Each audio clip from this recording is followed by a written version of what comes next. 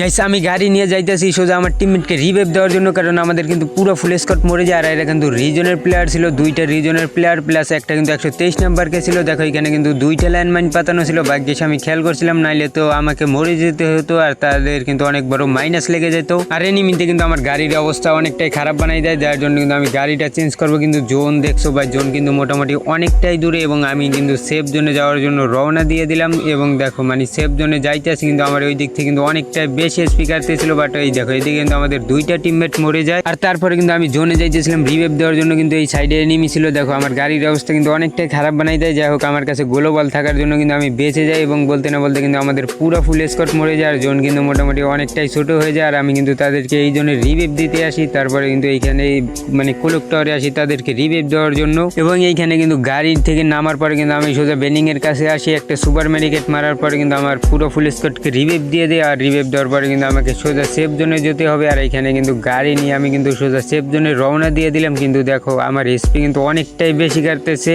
এবং আমি কিন্তু একটার পর একটা মানে সুপার মেডিকেট মারতে আসি। দেখো আমার এসপি ভাই, আমি কি বাইর হইতে পারবো কিনা জানি না, কিন্তু দেখো ভাই অবশ্যই কিন্তু আমি সেফ জোনে চলে আসলাম, মানে একটুর জন্য কিন্তু আমি বেঁচে যাই এখানে। আর এই ম্যাচটা কি আমাদের বুয়া হবে কিনা সেটাও কিন্তু আমরা জানি না এখনো, কিন্তু আমাদের পুরো ফুল স্কোয়াড বেঁচে আছে। কিন্তু এই সাইডে আমি আসি কারণ আমার কাছে কিন্তু সুপার মেডিকেট নাই, একটা বক্স আছে, এইটাকে কিন্তু ফালানোর পর আমি এখান থেকে 3টা সুপার প্লাস 6টা কিন্তু নর্মাল মেডিকেট নিয়ে নেই।